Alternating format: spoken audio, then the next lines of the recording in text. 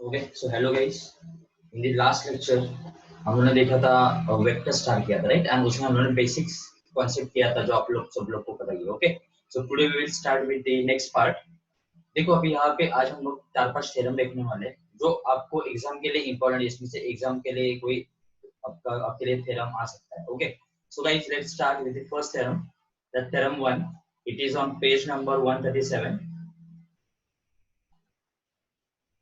Okay, so on page number 137, one theorem is given, and that theorem is two non-zero vectors a bar and b bar are collinear if and only if there exist scalars m, sorry m bar नहीं होगा यहाँ पे, there exist scalar m and n such that at least one of them non-zero, such that m a bar plus n b bar equal to क्या आएगा, 0 आएगा। Okay देखो easy है theorem.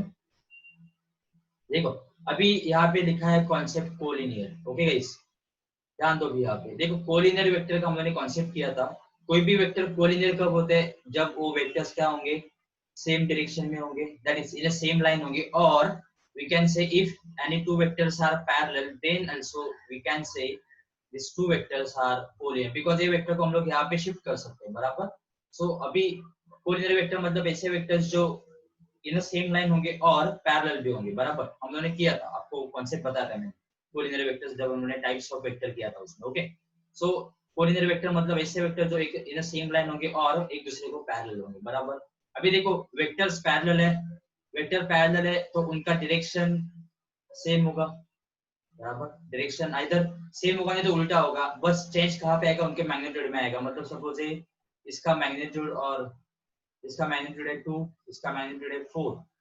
Suppose ये वेक्टर आपका a बार है, ये vector b बार है बराबर। तो हम लोग बोल सकते हैं this b bar is 2 times a bar, because देख सकते हो आप लोग लेंथ में इन टर्म्स ऑफ लेंथ बराबर। इसका मतलब कोलिनियर मतलब क्या, b बार देखो यहाँ पे स्केलर मल्टीपल ऑफ क्या हो गया, a बार। स्केलर मल्टीपल मतलब आपका स्केलर टर्म क्या आपका 2 टाइम्स a बार है बराबर। इसका मतलब कोई भी वेक्टर अगर कोलिनियर है तो हम लोग बोल सकते हैं एक वेक्टर दूसरे का क्या होगा, स्केलर मल्टीपल होगा। ओके एक क्लियर है सब लोग को, ठीक है। तो अभी देखते हैं अभी आगे। तो देखो आगे क्या दिया उन्होंने। अभी आपको क्या करना है, इसमें दो केसेस है, हम लोग फर्स्ट केस ही कंसीडर करेंगे, सेकंड केस आप लोग इजीली रीड करके आप लोग को समझ में आ जाएगा। आप लोग को एक थ्योरम्स टेक्स्ट बुक में से ठीक से लिखने हैं, लिख के रखने नोटबुक में, ट्राई करना है, बिकॉज ये क्वेश्चंस आपको एग्जाम में आ सकते हैं। ओके देखो अभी उन्होंने बोला है A bar and B bar are collinear, तो हम लोग बोल सकते हैं since A bar and b bar are collinear। अभी आपके a bar and b bar collinear है तो a बार जो होगा b का स्केलर मल्टीपल होगा कुछ तो बराबर। तो यहाँ पे मैं लिख रहा हूँ where t is a scalar and t का जो वैल्यू होगा, t का वैल्यू 0 नहीं होगा। ओके गाइस ये क्लियर है सब लोग को, ये आपका t है। A bar and B bar collinear है तो हम लोग देखो अब हमने यहाँ पे देखा था, तो एक वेक्टर अगर कोई भी दो वेक्टर अगर कोलिनियर है तो एक वेक्टर दूसरे वेक्टर का क्या होगा, स्केलर मल्टीपल होगा। वही मैंने लिखा यहाँ पे ए बार एंड बी बार अगर कोलिनियर है तो ए बार इज इक्वल टू क्या आ जाएगा, टी बी बार आ जाएगा बराबर। यहाँ तक ठीक है, दैट इज अभी T B bar right hand side में, इसको हम लेफ्ट हैंड साइड में लेके आ सकते हो, तो आपको मिल जाएगा A bar minus T B bar equal to क्या आ जाएगा, 0 आ जाएगा बराबर। अभी आगे दैट इज हम लोग बोल सकते हैं that is M A bar plus N B bar equal to 0, where M का वैल्यू देखो, ए बार का यहाँ पे कोएफिशिएंट क्या है 1 है, एंड बी बार का कोएफिशिएंट यहाँ पे एन का वैल्यू क्या हो जाएगा, -k हो जाएगा। गाइस ये क्लियर है सब लोग को, कम ऑन गाइस समझ में आ गया सब लोग को। देखो इजी एकदम, ये थ्योरम्स एकदम इजी है, एक ही नहीं तो 2 मार्क के लिए आ जाएंगे। देखो मैं फिर से एक्सप्लेन कर रहा हूँ, अगर आपके ए bar and B bar collinear है मतलब एक कोई तो एक वेक्टर दूसरे वेक्टर का स्केलर मल्टीपल होगा, either you can write A bar is equal to T B bar और B bar is equal to T A bar, कोई प्रॉब्लम नहीं है। अभी T B bar right hand side में और लेफ्ट हैंड साइड में जाएगा तो माइनस हो जाएगा, so you will get A bar minus T B bar equal to क्या होगा, 0। अभी इसको मैं ए फॉर्म में लिख रहा हूँ M A bar plus N B bar, क्यों लिखना है, बिकॉज आपको फॉर्म में कन्वर्ट करना है, मतलब वो फॉर्म में आपको प्रूव करना है। अभी अगर हम लोग कंपेयर करेंगे तो m का वैल्यू क्या हो जाएगा 1 और n का वैल्यू क्या हो जाएगा -3, बिकॉज उन्होंने बोला है m एंड n क्या है, स्केलर है, कोई तो वैल्यू होगा, कांस्टेंट वैल्यू होगा। देखो यहाँ पे कांस्टेंट वैल्यू आ गया, m का वैल्यू 1, n का वैल्यू क्या आ रहा है t, मतलब t 0 नहीं है, और t का वैल्यू कुछ तो constant, that is scalar. Okay guys, ये क्लियर है सब लोग को? ये हो गया पार्ट 1। अभी पार्ट 2 में उन्होंने क्या बोला है, उल्टा करना है थ्योरम में। मतलब क्या, अगर आपको ये दिया है m a bar plus n b bar equal to 0 and आपको प्रूव करना है a bar and b bar क्या है, कोलिनियर है। सिंपल है, देखो अभी आपको दिया है m a bar plus n b bar equal to 0, बराबर। अभी दैट इज हम लोग बोल सकते हैं this m a bar is equal to क्या हो जाएगा, sorry, m a bar is equal to क्या हो जाएगा, minus n b bar. Okay, that is हम लोग बोल सकते हैं therefore a bar is equal to minus n upon m b bar, that is a bar is equal to t b bar, where t is equal to value क्या होगा minus n upon m। Okay, that is देखो अभी यहाँ पे आ गया a bar b बार का क्या हो गया, स्केलर मल्टीपल हो गया। So therefore a bar is scalar multiple of b bar. So therefore हम लोग बोल सकते हैं therefore a bar and b bar are collinear. Okay guys, clear है सब लोग को? हम लोग ऐसे भी प्रूव कर सकते हैं, ऐसे भी प्रूव कर सकते हैं, नो प्रॉब्लम। ओके, ठीक है गाइस, ये थ्योरम वन समझ में आ गया। ओके, ठीक है, चलो आगे जाते हैं। Now next concept is coplanar vectors. Next concept क्या आपको दिया है, इज बेटा। Okay, so now next theorem they have given is let a bar and b bar be non-collinear vectors.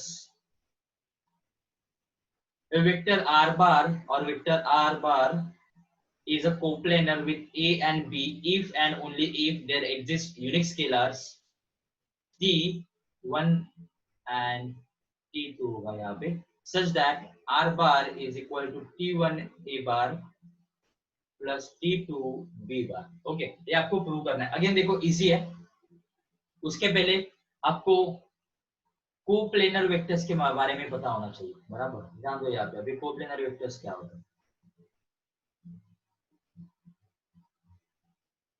अभी कोप्लेनर वेक्टर्स मतलब क्या, vectors in a same plane, मतलब एक ही प्लेन में आपके अगर वेक्टर्स होंगे, सपोज आपका एक प्लेन में ड्रॉ कर रहा हूँ, दूसरा प्लेन में ऐसे ड्रॉ कर रहा हूँ, ये आपका दो प्लेन है, बराबर। तो ये आपका ए बार लिखा मैंने यहाँ पे, मैंने लिखा यहाँ पे बी बार, ये लिखा मैंने सी बार, यहाँ पे लिख दिया मैंने डी बार, ये लिख दिया ई बार। तो गाइस देखो यहाँ पे आपका एक प्लेन है, सपोज ये ए बी प्लेन है एंड आपका सी डी प्लेन है, बराबर। तो आप लोग देख सकते हो ए बार बी बार सी बार जो है ए बी प्लेन में, बराबर। तो हम लोग बोल सकते हैं this A bar B bar and C bar are coplanar vectors, मतलब एक ही प्लेन में आपके vectors. So this vectors are called as coplanar vectors. Again in plane CD D and E दोनों भी क्या है, एक ही प्लेन में, तो हम लोग बोल सकते हैं D bar and E bar are coplanar vectors. हम लोग A bar and D bar coplanar vector नहीं बोल सकते, बिकॉज़ दोनों भी वेक्टर्स अलग अलग प्लेन में। ओके गाइस, एक क्लियर है सब लोग को कोप्लेनर वेक्टर्स? ठीक है, चलो तो अभी हम लोग थ्योरम देखते हैं। सो नाउ थ्योरम देखो, आपको उन्होंने बोला है let A bar and B bar be two non collinear vectors. अभी आपको ए बार एंड बी बार दो वेक्टर्स जो दिया है, this two vectors are collinear. ठीक है, ए बार एंड बी बार दो वेक्टर्स है, वो क्या है, नॉन कोलिनियर वेक्टर्स है, मतलब एक ही लाइन में नहीं है। ठीक है, चलो मैं डायग्राम ड्रॉ कर देता हूँ, चलो ध्यान दो यार। देख, कोलिनियर नहीं है तो मैंने डिफाइन कर दिया, ये आपका बी वेक्टर है एंड ये आपका ए वेक्टर है। ठीक है गाइस, ये आपका बी वेक्टर हो गया, ए वेक्टर हो गया, बिकॉज दोनों भी उन्होंने बोला है कोलिनियर नहीं है, बराबर। ठीक है, तो अभी देखो यहाँ पे क्या करना है, उन्होंने बोला है vector R bar is coplanar with A bar and B bar, मतलब ए बार एंड बी बार के साथ कोई तो आर बार वेक्टर जो है वो कोलिनियर है, सॉरी कोप्लेनर है लेकिन कब होगा वो coplanar? If and only if there exists unique scalars t1 and t2 such that r bar is equal to t1 a bar plus t2 b bar. ये होना चाहिए. अगर a bar and b bar non collinear vector है and r bar कोई तो coplanar vector है, तो condition क्या आना चाहिए? r bar is equal to t1 a bar plus t2 b bar. ठीक है. अभी a bar and b bar दो वेक्टर मैंने लिख दिए and this two vectors are collinear vectors. Okay, ठीक है. तो अभी कोलिनियर वेक्टर्स है, तो अभी क्या करना है? देखो, मैं दूसरा वेक्टर ले रहा हूं r bar which is coplanar with vector a bar and b bar. Okay, ठीक है. तो अभी आगे देखते हैं. सो नाउ अभी आपको क्या करना है? आपको एक यहाँ पे कंस्ट्रक्शन करना है. कंस्ट्रक्शन क्या करना है? देखो, ये r bar, ये जो आपका वेक्टर है, यहां से मैं क्या कर रहा हूँ? एक लाइन ड्रॉ कर रहा हूँ parallel to a bar. Okay, देखो ध्यान दो, यहाँ पे एक लाइन ड्रॉ कर रहा हूँ from this point P parallel to a bar एंड दूसरा लाइन में ड्रॉ कर रहा हूँ, sorry, parallel to b bar. Okay, and suppose this point is n and this point is n. Okay, देखो अभी आपका OB बार जो है, ध्यान दो भाई, OB बार आपको क्या मिल गया? B बार है, बराबर. एंड OA बार जो है, OA बार क्या आपका? A बार है, बराबर. अभी देखो, अभी मैंने यहाँ पे दूसरा पॉइंट लिया ON, बराबर. तो देखो अभी ON bar and OB bar are collinear. दिख रहा है ना आपको? ON bar and OB bar दोनों कोलिनियर है, तो हम लोग बोल सकते हैं ये जो ON बार है it is a scalar multiple of OB बार, बोल सकते हैं हम लोग. कहीं समझ में आ रहा है तो हम लोग लिख रहे हैं therefore ON bar is equal to, हम लोग बोल सकते हैं, देखो अभी A बार के लिए T1 लिया है, B बार के लिए T2, तो मैं लिख रहा हूँ ON bar is scalar multiple of OB bar that is B बार. ठीक है, कहीं से समझ में आ गया? वेक्टर्स आपका कोलिनियर है, दैट मींस एक वेक्टर दूसरे वेक्टर का क्या होता है? स्केलर मल्टीपल होता है. तो मैंने लिख दिया ON bar is equal to T2 B bar. Again same OM bar and OA bar are collinear. Okay guys, आपका OM एंड OA दोनों भी क्या है? कोलिनियर है. तो हम लोग बोल सकते हैं again this OM bar is equal to आपको मिल जाएगा T1 इंटू A बार. ठीक है, यहाँ तक क्लियर है सब लोग को? किसी को कुछ डाउट नहीं होगा यहाँ तक? आई थिंक ठीक है. अभी देखो, अभी आपको पैरेललोग्राम मिल रहा है. देखो यहाँ पे ड्रॉ करता हूँ, इसे आपको समझ में आ जाएगा.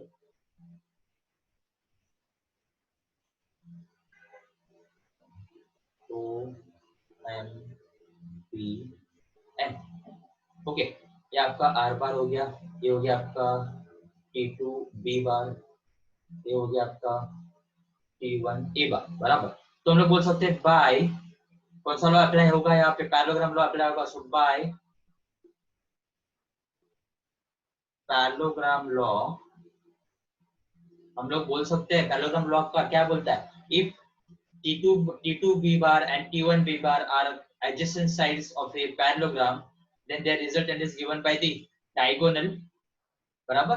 तो आपको मिल जाएगा बाय पैरेललोग्राम लॉ, आपको मिल जाएगा R bar is equal to T1 A bar plus T2 B bar.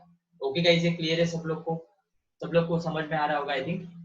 एकदम इजी है, कुछ भी इसमें डिफिकल्ट नहीं है. ओके, ठीक है. ये हो गया थ्योरम 2. आपको सब थ्योरम्स टेक्स्ट बुक से रिफर करना है. मैंने आपको बस बीच में का सेंटेंस जो होता है मैंने लिख के नहीं दिया, बस आपको मैंने एक्सप्लेन किया कि OB bar is equal to B bar क्यों आ रहा है, OA bar is equal to A bar क्यों आ रहा है, and ON bar is equal to T2 bar क्यों आ रहा है, and OM bar is equal to T1 A bar क्यों आ रहा है. ओके, सो ये हो गया आपका theorem 2. Now next theorem is that is theorem 3 and that theorem 3 is easy है एकदम. उन्होंने क्या बोला है? 3 vectors A B C are coplanar. मतलब आपको 3 वेक्टर्स दिए A bar B bar and C bar, क्या है? कोप्लेनर है. लेकिन एक कोप्लेनर कब हो गए? If and only if there exist a non zero linear combination of X A bar plus Y B bar plus Z C bar equal to 0। Okay, देखो एकदम इजी है। अभी यहाँ पे उन्होंने दो केसेस दिया है। केस वन दिया उन्होंने, suppose that any two of A bar and B bar and C bar are collinear vectors, मतलब ए बार है, A bar B bar and C बार जो तीन वेक्टर्स है, ये तीन वेक्टर में से कोई तो दो वेक्टर कोलिनियर है, ऐसा उन्होंने एक कंडीशन दिया है। ओके ठीक है, तो देखो अभी क्या करना है। I am considering the case one.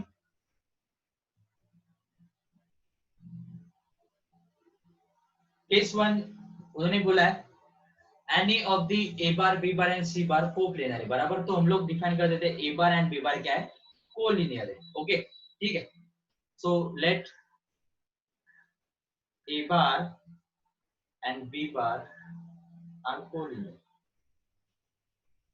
ठीक है, आपके ए बार एंड बी बार क्या हो गए, कोलिनियर हो गए, बराबर। तो अभी दो वेक्टर्स आपके अगर कोलिनियर है तो अगेन हम लोग बोल सकते हैं एक वेक्टर दूसरे वेक्टर क्या क्या होगा, स्केलर मल्टीपल होगा।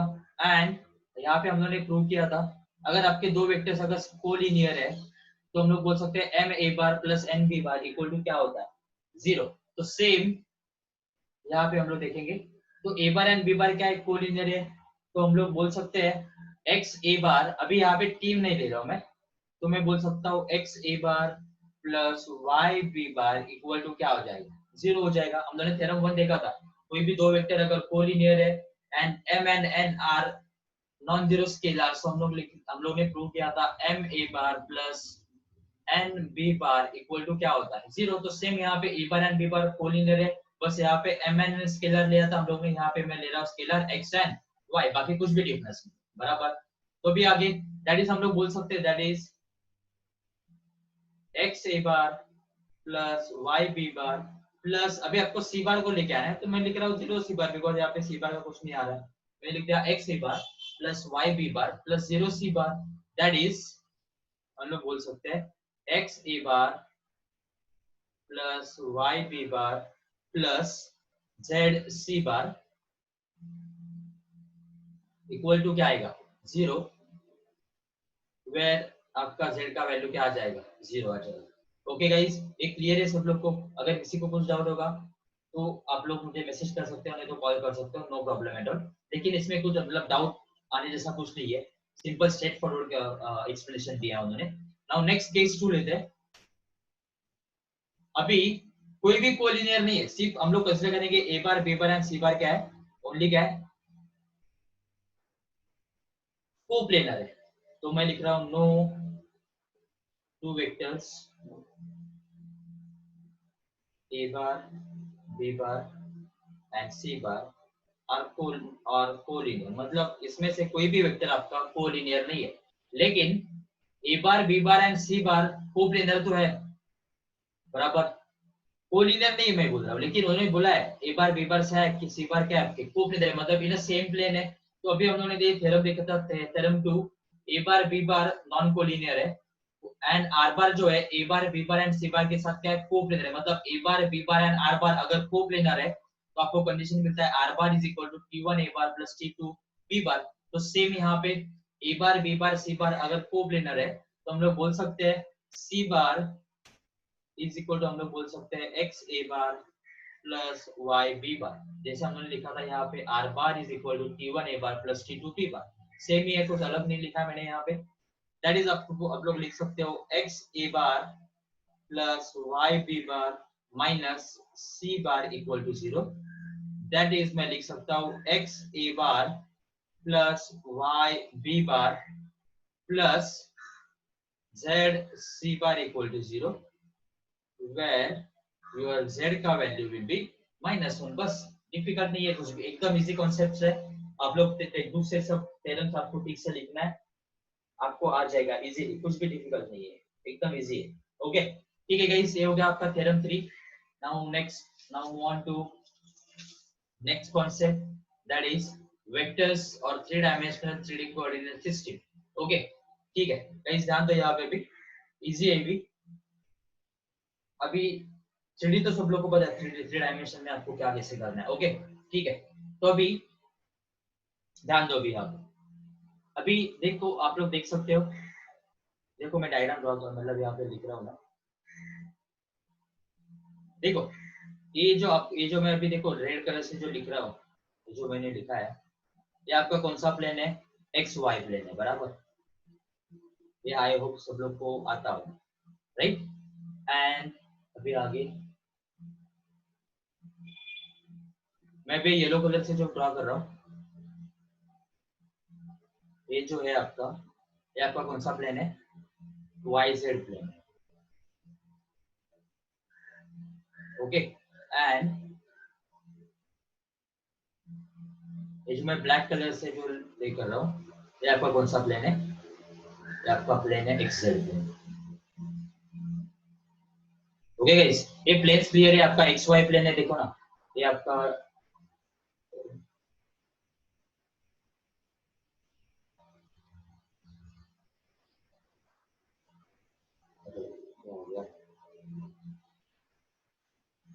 ठीक, एक्स वाई एंड जेड। तो ये जो प्लेन आपको मिल रहा है, ये जो प्लेन आपको मिल रहा है, this plane is X Y plane, okay. ये आपका कौन सा प्लेन है? वाई जेड प्लेन, एंड ये आपका कौन सा प्लेन है? X Z plane, okay. ये प्लेन के बारे में तो सब लोग को क्लियर हो गया, ठीक है। तो अभी आगे चलते हैं।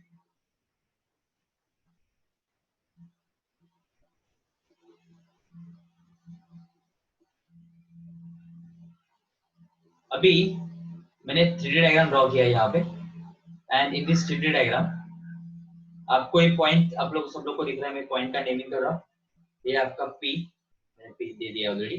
ये आपको सपोज एम पॉइंट है, जो टेक्स्ट बुक में दिया वही मैं ले रहा हूँ, सो दैट आपको रीड करने के टाइम कोई प्रॉब्लम नहीं आएगा। ये आपका सी पॉइंट है, suppose this point is N, suppose this point is A, this point is B, and I think this point they are given as L, okay guys. ठीक है, ध्यान दो यहाँ पे। अभी जो आपका पॉइंट पी जो है, दिस पॉइंट पी, ये आपका पॉइंट पी स्पेस में किधर तो है, बराबर। तो उसका कोऑर्डिनेट्स उन्होंने क्या दे दिया है? X Y Z, okay. अभी देखो, ये आपका ओरिजिन का कोऑर्डिनेट तो हो गया 0 0 0। अभी ये पॉइंट एक्स देखो, एक्स सॉरी पॉइंट ए देखो। अभी आपका पॉइंट ए जो है, ये कौन सा एक्सिस पे? एक्स एक्सिस पे है, बराबर। तो मतलब एक्स एक्सिस पे आपका पॉइंट है, तो आपका कोऑर्डिनेट जो होगा सिर्फ एक्स एक्सिस का ही होगा, बाकी कोऑर्डिनेट क्या हो जाएंगे? आपके जीरो हो जाएंगे। मतलब आपको इसका कोऑर्डिनेट आपको मिल जाएगा एक्स 0 0, ओके गाइस। ये क्लियर है सब लोग को? Now consider this point B, again this point B is on y axis. अब अगर आपका पॉइंट y एक्सिस पे है, तो इसका कोऑर्डिनेट क्या होगा? देखो, x कोऑर्डिनेट तो हो जाएगा 0, y कोऑर्डिनेट हो जाएगा आपका y, एंड z कोऑर्डिनेट क्या हो जाएगा? 0। Now consider this point c, again for this point c, this point c is on z axis, then x coordinate and y coordinate will become 0 and z coordinate will become z, okay guys. ये clear है सब लोग को? Now consider point L। अभी देखो, ये point L जो है स्पेस में नहीं है, this point L is in X Y plane. आपका पॉइंट L जो है, देखो दिख रहा है आप लोग को, आपका पॉइंट है आपका, देखो आपका x y एंड z, ये आपका एक्स वाई प्लेन जो है, प्लेन में आपका पॉइंट L है, बराबर। अभी आपका point L X Y plane में, मतलब इसमें z कोऑर्डिनेट कुछ भी नहीं आएगा, बराबर। तो पॉइंट L का कोऑर्डिनेट हो जाएगा x y and z, okay guys. ये क्लियर है सब लोग को? Now consider the point M, again आप लोग अगर विजुअलाइज कर सकते हो, कर पा रहे हो, तो आप लोग को समझ में आएगा this point M is in YZ plane, बराबर। अभी आपका पॉइंट M YZ प्लेन में, तो x कोऑर्डिनेट कुछ भी नहीं आएगा, तो x कोऑर्डिनेट हो जाएगा आपका 0, y कोऑर्डिनेट होगा y, एंड z कोऑर्डिनेट हो जाएगा z, okay. And now last point that is n, again this n point is in xz plane, तो आपका y कोऑर्डिनेट हो जाएगा 0, बाकी सब x एंड z आ जाएगा। ये आपका 3D सिस्टम है, और ये कोऑर्डिनेट सब लोग को समझ में आ गया। पॉइंट P का कोऑर्डिनेट मतलब स्पेस में किधर तो है, उसका कोऑर्डिनेट आ जाएगा x y z, a का कोऑर्डिनेट x 0 0, y का कोऑर्डिनेट 0 y 0। ये आपको समझ में आएगा, आई ओके। तो ये हो गया 3D कोऑर्डिनेट सिस्टम। आपको कोऑर्डिनेट कैसे लिखना है समझ में आ गया, बिकॉज इसके ऊपर क्वेश्चंस है आपको, ओके। ठीक है, तो अभी देखो, ये तो आ गया। अभी आपको क्या दिया उन्होंने इसके ऊपर ना, कोई फॉर्मूला दिया उन्होंने। अभी हम फॉर्मूला क्या देखते हैं फर्स्ट, ओके, ठीक है। एंड द फर्स्ट फॉर्मूला उन्होंने दिया है, formula is,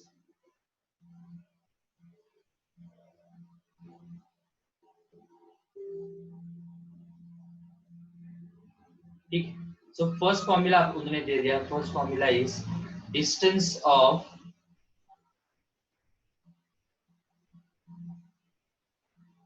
point P x y z from coordinate axis, from coordinate axis, मतलब ये पॉइंट P का x एक्सिस से डिस्टेंस, y एक्सिस से डिस्टेंस, z एक्सिस से डिस्टेंस आपको फाइंड आउट करना है। तो फर्स्ट फॉर्मूला उन्होंने दिया है फ्रॉम एक्स वाई प्लेन, और सॉरी यहाँ पे उन्होंने एक्सिस नहीं दिया, प्लेन दिया है, sorry guys, from coordinate planes. तो कोऑर्डिनेट प्लेन मतलब क्या, एक्स वाई प्लेन है बराबर। अभी एक्स वाई प्लेन से ये आपका फ्रॉम, मैं लिख रहा हूँ पहले एक्स वाई प्लेन, तो फ्रॉम एक्स वाई प्लेन। तो गाइस देखो ये पॉइंट P है, ये आपका एक्स वाई बराबर। तो एक्स वाई से आपका पॉइंट P का जो डिस्टेंस रहेगा वो क्या होगा, z होगा ना, बिकॉज देखो ये आपका, देखो मैं यहाँ पे लिख रहा हूँ, ये आपका एक्स वाई प्लेन है एंड आपका पॉइंट P है यहाँ पे बराबर। तो पॉइंट P का जो डिस्टेंस रहेगा वो क्या रहेगा, d रहेगा ना, सॉरी पॉइंट P का जो एक्स वाई प्लेन से जो डिस्टेंस रहेगा वो क्या होगा, z होगा ना। मतलब देखो ना, ये जो डिस्टेंस है वो कौन सा एक्सिस पे आ रहा है, z डिस्टेंस पे आ रहा है, z एक्सिस पे आ रहा है। तो ये डिस्टेंस क्या हो जाएगा, z हो जाएगा। इसको मैं लिख रहा हूँ मॉड ऑफ PL होगा, दैट इज द डिस्टेंस क्या हो जाएगा, z हो जाएगा। Okay guys, distance of a point from any plane आपको समझ में आ गया होगा। ओके, तो सिमिलरली हम लोग बोल सकते हैं, अगर आपको हम लोग ने एक्स वाई प्लेन से तो निकाल दिया, तो सिमिलरली हम लोग बोल सकते हैं फ्रॉम वाई जेड प्लेन क्या आएगा एंड फ्रॉम xz प्लेन क्या आएगा बराबर। तो second formula is from xy plane हो गया, अभी मैं लिख रहा हूँ फ्रॉम yz प्लेन। अभी yz प्लेन से तो किसका डिस्टेंस आ जाएगा, दैट इज pn आ जाएगा बराबर, pm। ओके ठीक है, तो आपको मिल जाएगा डिस्टेंस क्या हो जाएगा, yz प्लेन से तो क्या हो जाएगा डिस्टेंस x आ जाएगा। इसको मॉड में ले लो बिकॉज डिस्टेंस कभी भी नेगेटिव नहीं होता। And then C third formula from xz plane. अभी xz प्लेन बराबर, तो xz प्लेन से डिस्टेंस मतलब क्या, pn, तो डिस्टेंस क्या हो जाएगा आपका, मॉड ऑफ y हो जाएगा। ओके गाइस, एक फॉर्मूला सब लोग को क्लियर है कैसे आ रहा है, xy प्लेन से मतलब pl डिस्टेंस हो जाएगा आपका z, yz मतलब pm डिस्टेंस आपका डिस्टेंस हो जाएगा x, and from xz plane आपका डिस्टेंस हो जाएगा y। ओके ठीक है, सो सॉरी, ये हो गया आपका distance of point P from coordinate planes. Now next formula है distance of any point from origin, मतलब पॉइंट P का डिस्टेंस फ्रॉम ओरिजिन आपको फाइंड आउट करना है। So second formula is distance of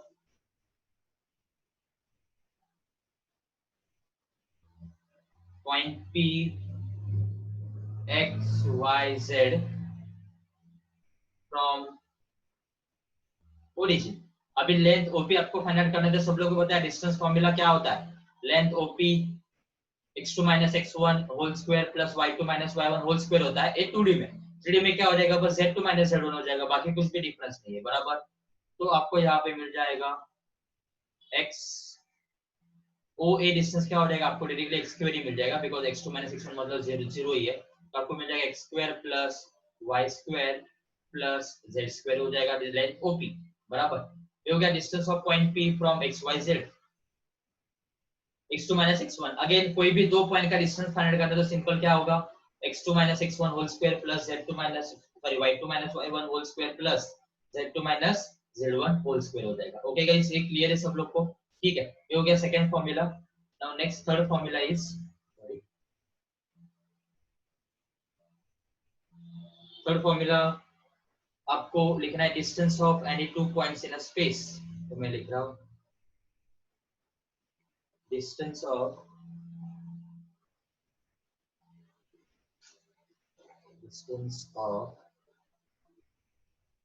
points, suppose A point ले लिया मैंने x1 y1 z1 and point P ले रहा हूँ x2 y2 and z2, then length AB जो होगा, लेंथ एबी जो होगा बिकॉज z2 minus z1 और सॉरी x2 minus x1 और x2 minus और x1 minus x2 और x2 minus x1 कोई भी लिख सकते हो आप लोग।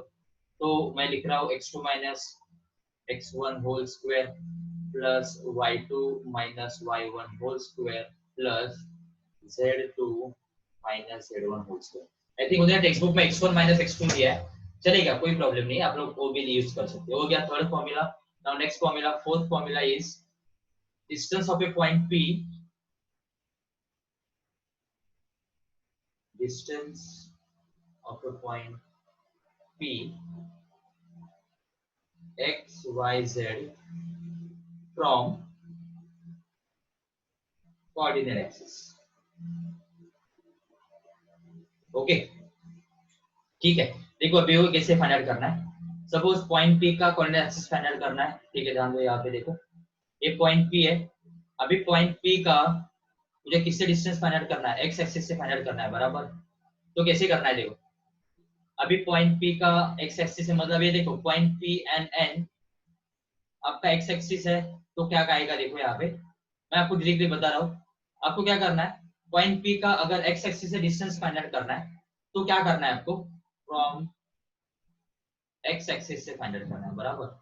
तो फॉर्मूला डायरेक्टली क्या लिखना है आपको, आपको एक्स का एक्स एक्सिस का कोऑर्डिनेट नहीं लिखना है, आपको क्या लिखना है, सिर्फ बाकी दो कोऑर्डिनेट है वो आपको लिखना है, y square plus z square. तो सिमिलरली हम लोग लिख सकते हैं फ्रॉम y एक्सिस, तो क्या आ जाएगा x square plus z square, and third from z axis, तो ये क्या हो जाएगा आपको x square plus y square. Easy है, आप लोग इजीली मतलब कोरिलेट कर सकते हो इसको। देखो ये आपका डिस्टेंस p आपको फाइंड आउट करना है, ठीक है, आपको ये डिस्टेंस p आपका x एक्सिस यहाँ पे बराबर, तो इजी है। देखो ये p मतलब p यहाँ पे भी होगा, मतलब एक्चुअल में डिस्टेंस आपको फाइंड आउट करना है, बराबर, ठीक है। ये डिस्टेंस आपको फाइंड आउट करना है, तो सिंपल है, आप लोग इजीली इसको फाइंड आउट कर सकते हो। ओके, आप लोग देखो पाइथागोरस थ्योरम का यूज करके यहाँ पे आप लोग इजीली फाइंड आउट कर सकते हो। ओके गाइस, ठीक है, ये क्लियर है सब लोग को, ठीक है। तो हम लोग थोड़ा आगे जाते हैं। अभी ये हो गया coordinate 3D coordinate system and formula related to it.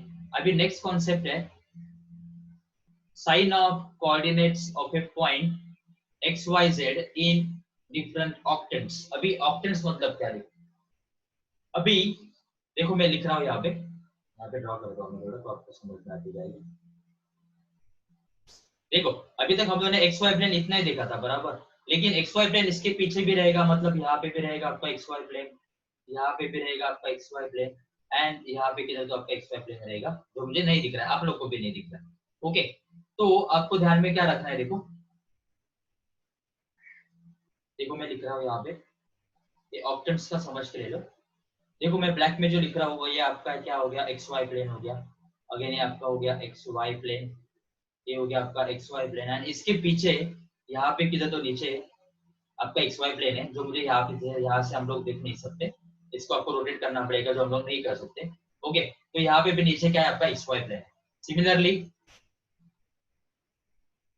ये जो पिंक कलर में जो दिया है वो कौन सा प्लेन होगा गाइस, ये कौन सा प्लेन होगा, ये जो दिया उन्होंने पिंक कलर में वो कौन सा प्लेन होगा, आपका वाई जेड प्लेन होगा। अगेन यहाँ पे भी आपका ये कौन सा प्लेन होगा, वाई जेड प्लेन, ये भी क्या हो जाएगा आपका वाई जेड प्लेन हो जाएगा, ये भी क्या हो जाएगा आपका वाई जेड प्लेन। थोड़ा आपको इसको इमेजिन करना है तो ये आपको समझ में आएगा। सिमिलरली अभी ये जो प्लेन है, ये प्लेन कौन सा हो जाएगा, एक्स जेड प्लेन हो जाएगा, अगेन एक्स जेड प्लेन हो जाएगा, एंड एक्स जेड प्लेन हो जाएगा, एंड यहाँ पे भी ये साइड में किधर तो एक्जेड प्लेन है आपका। ओके ठीक है, तो गाइस अभी ध्यान दो यहाँ पे, अभी इसका कोऑर्डिनेट्स कैसे फाइंड करना है। देखो अभी आपका पॉइंट एक्स वाई प्लेन में किधर तो है, इधर आपका पॉइंट किधर तो है, तो आपका अगर फर्स्ट ऑक्टेंट में है तो इसका कोऑर्डिनेट देखो क्या हो जाएगा, प्लस, देखो ना एक्स भी प्लस है, आपका एक्स भी प्लस है, वाई भी प्लस है, जेड भी प्लस है, मतलब ये अगर ए ऑक्टेंट में आपका पॉइंट है तो उसका कोऑर्डिनेट क्या हो जाएगा, प्लस एक्स कोऑर्डिनेट भी प्लस हो जाएगा, वाई कोऑर्डिनेट भी प्लस हो जाएगा, जेड कोऑर्डिनेट भी क्या आ जाएगा, प्लस हो जाएगा। लेकिन अगर हम लोग सेकंड ऑप्शन में जाते हैं, मतलब ये पीछे साइड जाते हैं हम लोग, आपका सेकंड ऑप्शन है, ये आपका कौन सा ऑप्शन है, फर्स्ट ऑप्शन है। ओके, तो देखो पीछे साइड जा रहा है मतलब x यहाँ तक तो आपका पॉजिटिव था, इसके आगे अगर हम लोग जा रहे हैं तो आपका x का वैल्यू क्या होने वाला है, नेगेटिव होने वाला है, बराबर। तो x का वैल्यू आपका नेगेटिव हो रहा है तो बट ऑब्वियस x का कोऑर्डिनेट क्या हो जाएगा, नेगेटिव हो जाएगा। बाकी y तो आपका पॉजिटिव है, आपका zb पे क्या है, पॉजिटिव है। ओके ठीक है, तो अभी आगे now next option that is option 3, जो पीछे साइड है मुझे नहीं दिख रहा है। इसमें देखो ये आपका z एक्सिस तो पॉजिटिव है लेकिन आपका y axis and x axis दोनों क्या हो जाएंगे, नेगेटिव हो जाएंगे। दैट इज आपको मिल जाएगा माइनस माइनस प्लस। अगेन ये फोर्थ ऑप्शन में आ जाओ। अगेन आपका फोर्थ ऑप्शन है, फोर्थ ऑप्शन में आपका y नेगेटिव हो रहा है, आपका x पॉजिटिव है, y पॉजिटिव है, सॉरी x पॉजिटिव है, बाकी y एंड आपका z भी क्या है, आई थिंक पॉजिटिव है। नहीं, 2 मिनट गाइस, कुछ तो प्रॉब्लम हो रहा है। ओके आपका एक्स वाई प्लेन है, आपका एक्स पॉजिटिव हो जाएगा, वाई पॉजिटिव हो जाएगा एंड आई थिंक आपका जेड भी पॉजिटिव हो जाएगा। X positive, Y negative. Okay okay okay, देखो क्वाड्रेंट का मैंने नेमिंग अलग कर दिया। देखो क्वाड्रेंट को आपको ऐसे जाना है, ये आपका थर्ड क्वाड्रेंट है यानी आपका फोर्थ क्वाड्रेंट। ओके ठीक है, तो ये थर्ड फोर्थ क्वाड्रेंट तो हो गया, माइनस माइनस क्या आ जाएगा, प्लस आ जाएगा and X Y Z plane है। देखो अभी यहाँ पे आपका एक्स का वैल्यू क्या आपका पॉजिटिव है, वाई का वैल्यू पॉजिटिव, लेकिन नेगेटिव कौन हो रहा है, वाई हो रहा है, बराबर। तो आपको इसका कोऑर्डिनेट आ जाएगा प्लस माइनस और ये होगा प्लस। आपको डायग्राम लाइन ओवरलैप हो गया इसलिए आपको माइनस दिख रहा है, यहाँ पे हो जाएगा आपका प्लस। ओके गाइस, ये क्लियर है सब लोग को, ये हो गया आपका 4 ऑप्शन। अभी फिर से नेक्स्ट ऑप्शन जो आपको लिखना है उसके लिए आपको क्या करना है, यहाँ पे नीचे आना पड़ेगा आपको।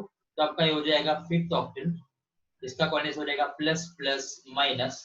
इसके बाद इसके पीछे जो है वो हो जाएगा आपका sixth option, then minus sorry plus minus minus से हो जाएगा आपका सेवेंथ ऑप्शन एंड इसके पीछे जो है नीचे जो हम लोग को नहीं दिख रहा है यहाँ पे नीचे होगा वो हो जाएगा आपका एट्थ ऑप्शन।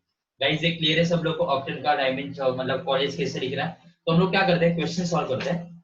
सो एक्सरसाइज ध्यान दो, एक्सरसाइज 5.1 में देखो, एक्सरसाइज 5.1 में क्वेश्चन नंबर 8 देखो, वो हम लोग पहले सॉल्व कर देते हैं। सो एक्सरसाइज 5.1 क्वेश्चन नंबर 8 देखो क्या दिया उन्होंने। ओके क्वेश्चन नंबर 8 देखो, फर्स्ट पॉइंट देखो, a find the coordinates of the point which is located. अभी फर्स्ट पॉइंट देखो उन्होंने क्या बोला है, 3 units behind the YZ plane. अभी देखो ये आपका वाईजेड प्लेन है, ये आपका वाईजेड प्लेन है, वाईजेड प्लेन के पीछे है आपका पॉइंट, बराबर। मतलब आपका एक्स का जो वैल्यू रहेगा वो क्या हो जाएगा, नेगेटिव हो जाएगा। इतना तो क्लियर है। देखो आपका ये वाईजेड प्लेन है गाइस, समझ के जरूर, आपका वाईजेड प्लेन है, वाईजेड प्लेन के पीछे पीछे के साइड जाना है, मतलब आपको एक्स तो नेगेटिव हो गया, इतना तो फिक्स है। अभी आपका एक्स का वैल्यू नेगेटिव हो गया, बराबर। नाउ नेक्स्ट उन्होंने बोला है 4 units to the right of XZ plane.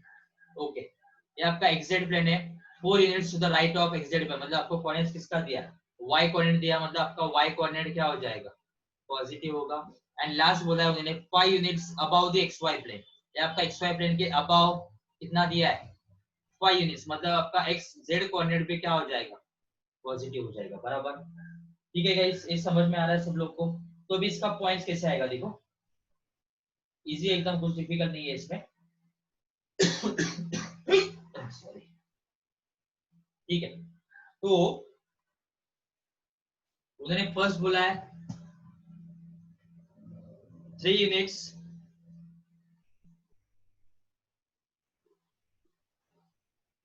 Behind the YZ plane, बराबर। दैट इज आपको x कोऑर्डिनेट जो मिलेगा वो क्या मिलेगा, नेगेटिव मिलेगा एंड वैल्यू क्या हो जाएगा, x इज इक्वल टू -3 होगा। नेक्स्ट उन्होंने बोला है 4 units to the right of xz plane. Next उन्होंने बोला है 4 units to the right of xz plane. अभी xz जो आपका प्लेन है इसके राइट में कितना यूनिट है, 4 यूनिट्स, दैट इज आपको मिल जाएगा y इज इक्वल टू कितना मिल जाएगा, 4। ओके गाइस ये क्लियर है सब लोग को। एंड नेक्स्ट मैंने बोला है 5 यूनिट्स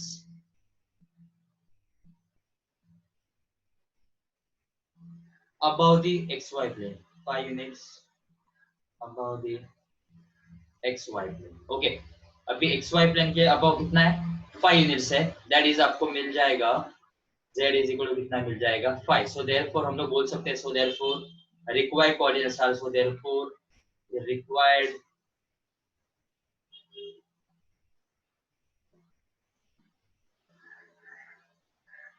कोऑर्डिनेट्स आर, क्या मिल जाएगा आपको कोऑर्डिनेट्स, x का कोऑर्डिनेट हो जाएगा -3, y का कोऑर्डिनेट्स 4, z का कोऑर्डिनेट्स क्या हो जाएगा 5 हो जाएगा. That's it. एक मार्क के लिए क्वेश्चन आ सकता है एमसीक्यू में, नहीं तो 2 मार्क के लिए भी आ सकता है. तो this is about question number 8 का फर्स्ट. एंड अभी आपको बी क्वेश्चन देखो,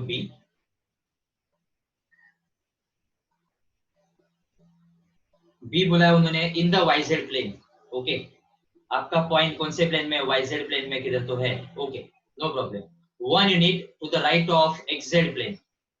देखो ध्यान दो यहाँ पे, अभी आपका एक्सजेड प्लेन ये वाला एक्सजेड प्लेन है, बराबर एक्सजेड प्लेन है, और उन्हें बोला है 1 unit to the right of XZ plane, मतलब एक्सजेड प्लेन के कहाँ पे है, राइट में. कितना यूनिट 1 यूनिट. तो देखो यहाँ पे, तो मैं फर्स्ट लिख रहा हूँ 1 unit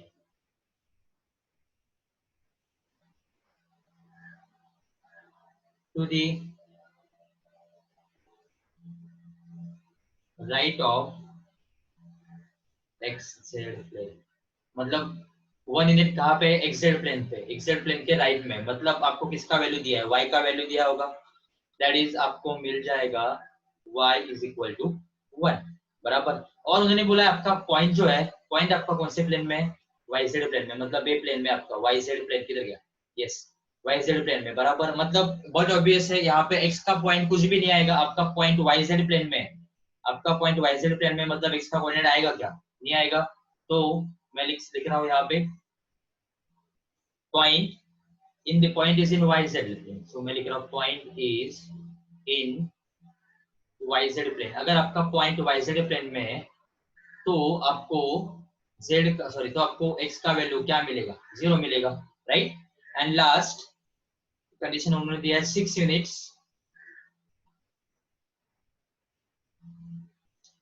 6 units above xy plane, xy plane. अभी देखो यहाँ पे ये आपका xy प्लेन है, 6 यूनिट्स अबव, मतलब आपको z का वैल्यू दिया और z का वैल्यू क्या हो जाएगा, पॉजिटिव हो जाएगा. तो आपको मिल जाएगा that is z is equal to क्या मिल जाएगा 6 मिल जाएगा. सो देयरफॉर कोऑर्डिनेट्स क्या हो जाएगा, so therefore coordinates are, x का कोऑर्डिनेट हो जाएगा 0, y का कोऑर्डिनेट 1, z का कोऑर्डिनेट क्या आ जाएगा 6. ओके गाइस, ये क्लियर है सब लोग को, क्वेश्चन 20 क्लियर है सब लोग को, ठीक है. तो अब हम लोग क्वेश्चन नंबर 7 सॉल्व कर देते हैं. And that question number 7 is, देख क्वेश्चन नंबर 7 यहाँ पे सॉल्व करते हैं.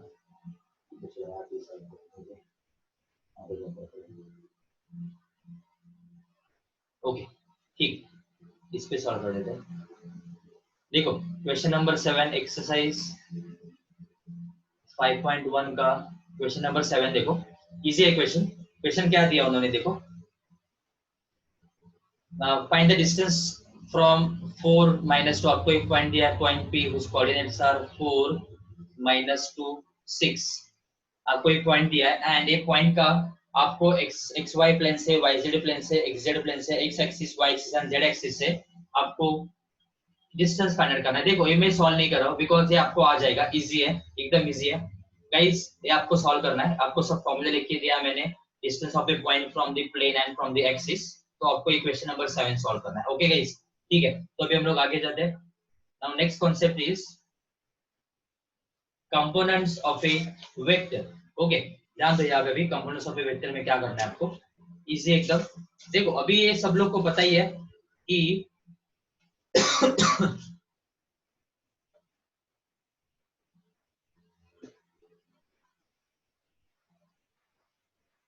देखो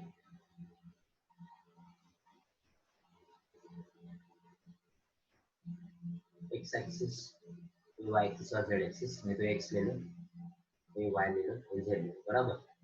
तो अलोंग x एक्सिस जो आपको एक वेक्टर मिलता है यूनिट वेक्टर, उसको हम लोग बोलते हैं i cap. Along y axis जो आपको यूनिट वेक्टर मिलता है that which j cap, and along z axis जो होता है उसको हम लोग बोलते हैं k कैप। ओके, तो सपोज स्पेस में कोई पॉइंट p है, उस coordinates are x y and z, and suppose if r bar is a position vector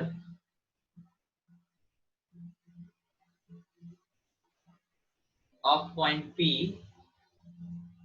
with respect to origin, मतलब OP bar is equal to R bar है, तो हम लोग बोल सकते हैं this R bar is equal to, अभी आपको पॉइंट P का कोऑर्डिनेट सब लोग को पता है x y z है, बराबर। तो हम लोग R बार को लिख सकते हैं x I cap plus y j cap plus z के कैप। ओके गाइस, ये सब लोग को आई होप समझ, मतलब सबको पता होगा, इसमें कुछ ऐसा नहीं है, डिफिकल्ट ऐसा नहीं है। ओके ठीक है, तो ये हो गया आपका R bar is equal to, बराबर। अभी A O P bar is equal to, ये कैसे आ रहा है देखो, ध्यान दो यहाँ पे। आगे देखो, मैं एक डायग्राम ड्रॉ कर रहा हूँ। सपोज ये कोई तो एक वेक्टर है A B bar, okay guys, A B bar एक वेक्टर है, ए बार में देखना ए बी, ये कोई तो वेक्टर है, ध्यान दो यहाँ पे, ए बी कोई तो एक वेक्टर है आपका, बराबर, ए बी बार वेक्टर है, ओके। एंड इसका वैल्यू मुझे फाइंड आउट करना है, लेकिन अभी मुझे पता है पॉइंट ए का जो पोजीशन वेक्टर है विद रिस्पेक्ट टू ओरिजिन, वो क्या है, ओ ए बार है, ए बार है, and position vector of B क्या है, बी बार है, बराबर। तो बाय ट्रायंगल लॉ हम लोग बोल सकते हैं O A bar plus A B bar is equal to क्या हो जाएगा, ओ बी बार हो जाएगी, बराबर। दैट इज हम लोग बोल सकते हैं इस A B bar is equal to क्या हो जाएगा, O B bar minus O A bar, that is आपको मिल रहा है B bar minus A bar. Okay ठीक है गाइस, ये समझ में आ रहा है सब लोग को? ओके, ये हो गया बी बार माइनस ए बार, मतलब ए बी बार को हम लोग क्या लिखेंगे, B bar minus A bar. Similarly मैं लिख रहा हूँ पी क्यू बार, तो पी क्यू बार को हम लोग क्या लिखेंगे, क्यू बार माइनस पी बार। सिमिलरली मैं लिख रहा हूँ एल एम बार, तो एल एम बार को वेक्टर फॉर्म में हम लोग क्या लिखेंगे, M bar minus L bar. Okay guys, ये क्लियर है सब लोग को? ठीक है, तो अभी आगे जाते हैं। ये हो गया आपका A B bar is equal हम लोग क्या लिख सकते हैं, बी बार माइनस ए बार। ये हो गया आपका simple components of A vector. Okay, so now next हम लोग थोड़ा आगे जाते हैं अभी, दैट इज थ्योरम 4। अभी थ्योरम 4 देखो क्या दिया उन्होंने, इजी है थ्योरम 4, कुछ डिफिकल्ट नहीं है इसमें। अभी थ्योरम 4 में देखो क्या है, थ्योरम 4 उन्होंने दिया है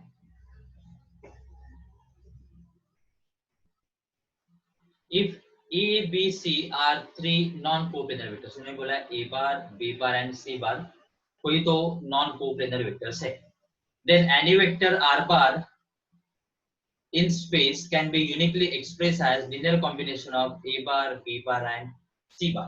ठीक है, मतलब क्या करना है आपको, r बार हम लोग a bar, b bar and c बार के फॉर्म में लिख सकते हैं, ऐसा आपको प्रूव करना है। ओके, अभी उन्होंने बोला a bar, b bar and c बार तीनों भी कोप्लेनर नहीं, मतलब अलग अलग प्लेन में, बराबर। ठीक है, चलो तो जीरो डायग्राम निकालना पड़ेगा आपको। ध्यान दो, यहाँ पे मैं डायग्राम ड्रॉ कर रहा हूँ।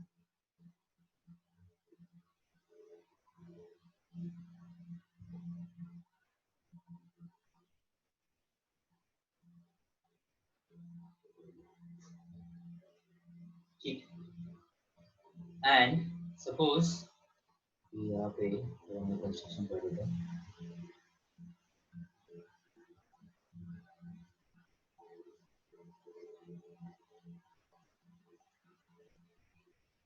Please give me some time, diagram निकालने में थोड़ा टाइम जाएगा।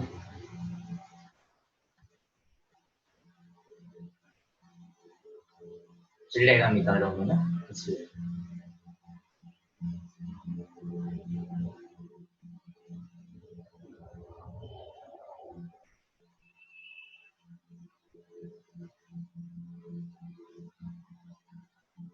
then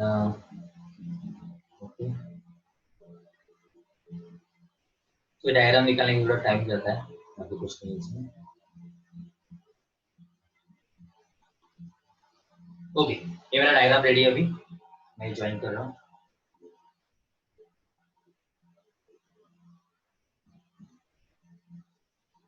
ठीक है, अभी मैं नेमिंग कर रहा हूँ डायग्राम को। सपोज देखो उन्होंने बोला है A bar B bar and C bar are non coordinate vectors, then any vector in space, मैं वेक्टर आर बार डिफाइन कर रहा हूँ पहले, ये आपका ओरिजिन है, this is point P, then again मैं भी पॉइंट्स डिफाइन कर रहा हूँ, ये आपका ए बार है, this point is B, then this point is C, this point is Q, then R, then S, okay, and this point is T. ठीक है, ये मैंने ए बार ले लिया, ये वेक्टर है सपोज आपका बी बार एंड ये वेक्टर है आपका सी बार। ओके ठीक है, अभी ए बार एंड बी बार सी बार तीन वेक्टर्स आपको दे दिया है, उन्होंने बोला है नॉन कोऑर्डिनेट वेक्टर्स है, बराबर। ठीक है, तो मैंने ए दिया है यहाँ पे, देखो अभी सिंपल है, ए बी बार, ये जो आपका ए बी बार जो वेक्टर है आपका, पॉइंट आपका बी यहाँ पे है, तो ए बी बार मैं लिख रहा हूँ यहाँ पे guys,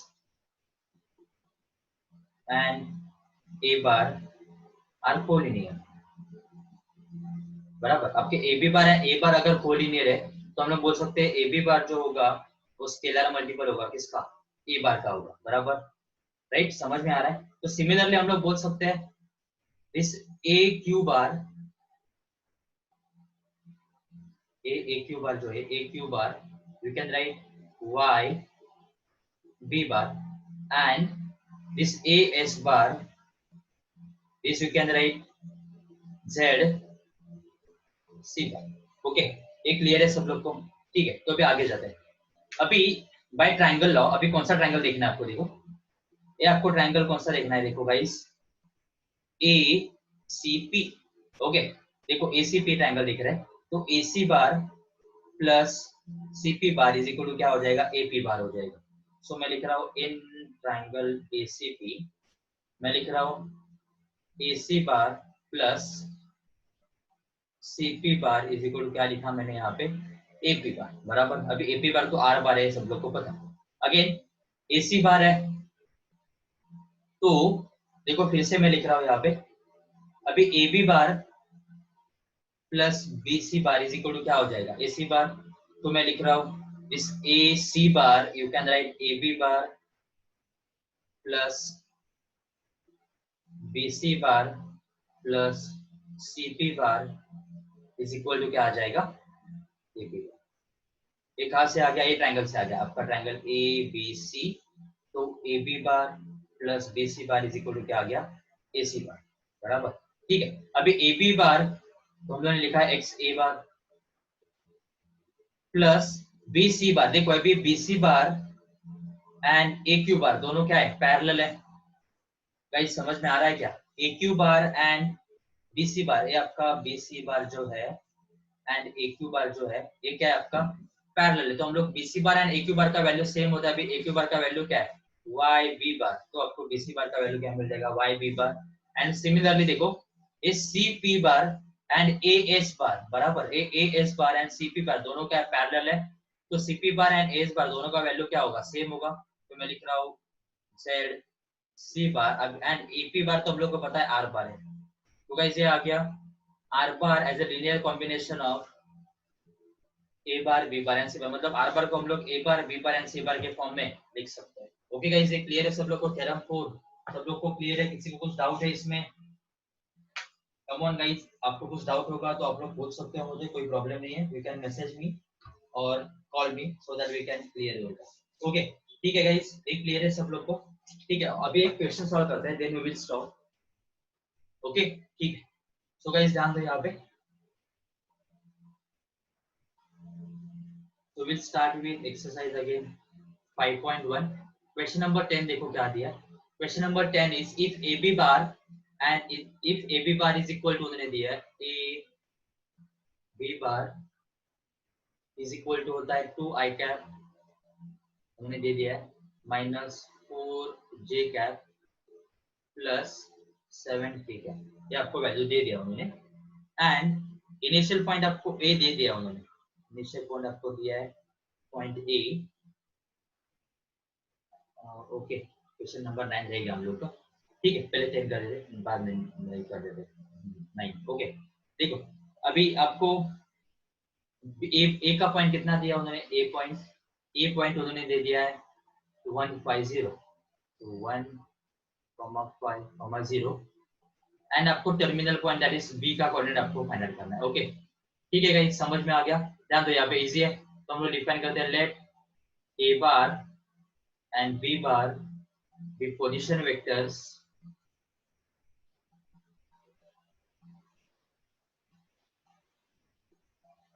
of points A and B respectively, बराबर। ए बार एंड बी बार किसके पोजीशन वेक्टर्स हो गए, ए एंड बी के, तो अभी ए का कोऑर्डिनेट आपको दिया है, तो हम लोग इजीली लिख सकते हैं, therefore A bar is equal to I cap plus 5j cap, के तो नहीं है बिकॉज के का टर्म 0 दिया उन्होंने, बराबर। एंड ए बी बार दिया उन्होंने, अभी देखो A B bar is equal to, अभी आप लोग को बताया था, A B bar is equal to क्या होता है, बी बार माइनस ए बार होता है, बराबर। ए बी बार का वैल्यू उन्होंने दे दिया है 2i cap minus 4j cap plus 7k cap, which is equal to B bar का वैल्यू आपको फाइंड आउट करना है, माइनस ए बार का वैल्यू आपको दिया है आई प्लस 5j कैप। ओके, ठीक है, दैट इज, अभी आपको देखो बी बार का वैल्यू फाइंड आउट करना है, so therefore B bar is equal to, देखो ये पूरा टर्म माइनस है तो यहाँ पे जाके प्लस होगा, तो आपको मिल जाएगा 2i cap minus 4j cap plus 7k cap, यहाँ पे प्लस हो रहा है तो आपको मिल जाएगा plus i cap plus 5j cap, तो आपको मिल जाएगा 2i प्लस i आपको मिल जाएगा 3i cap, now minus 4j plus 5j, तो आपको मिल जाएगा plus j cap plus 7k cap. Okay, कहीं से क्लियर है सब लोग को? सो देयरफॉर आपको बी बार मिल गया 3i plus j plus 7k, तो आप लोग इजीली बता सकते हो पॉइंट बी का कोऑर्डिनेट्स क्या हो जाएगा, पॉइंट बी का coordinates will be 3, 1 and 7। Okay guys, ये क्लियर है सब लोग को? आई होप सब लोग को क्लियर हो गया है, एकदम इजी कॉन्सेप्ट है, कुछ भी डिफिकल्ट नहीं है इसमें। ओके, ठीक है, सो गाइस आज के लिए हम लोग इतना ही करेंगे, बाकी का हम लोग नेक्स्ट सेक्शन में देख लेते हैं, कोई प्रॉब्लम नहीं। बस आपको क्या करना है, होमवर्क क्या है, आपको क्वेश्चन नंबर 7 सॉल्व करना है पूरा, एंड आपको जो मैंने थ्योरम बताया है वो थ्योरम्स आपको नोटबुक में ठीक से लिखने हैं, बिकॉज वो थ्योरम्स एग्जाम में आ सकते हैं, आपको एग्जाम के लिए आपको ठीक से लिखना है, एक दो बार लिखोगे तो आपको सब आ जाएगा क्लियरली सब। ओके गाइस, ठीक है, सो ये हो गया आपका टुडेस लेक्चर, बाकी का हम लोग नेक्स्ट सेक्शन में देख लेंगे। Okay guys, thank you.